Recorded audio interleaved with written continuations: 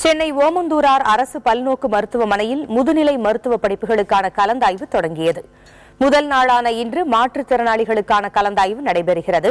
இன்று முதல் 12ஆம் தேதி வரை 6 நாட்களுக்கு இந்த கலந்தாய்வு நடைபெறவுள்ளது. முதுநிலை மருத்துவ படிப்பிற்கு அரசு கல்லூரிகளில் 599 இடங்களும், தனியார் கல்லூரிகளில் 191 இடங்களும் இருக்கின்றன.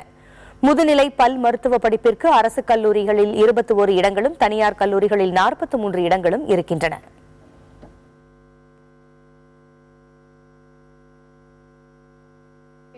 இன்று மருத்துவம் மற்றும் டென்டலுக்கான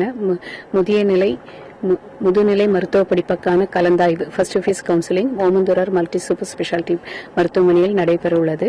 இந்த கலந்தாய்வு 6 நாட்கள் நடைபெற உள்ளன. இன்றிலிருந்து ஆரம்பித்து 12ஆம் தேதி வரைக்கும்.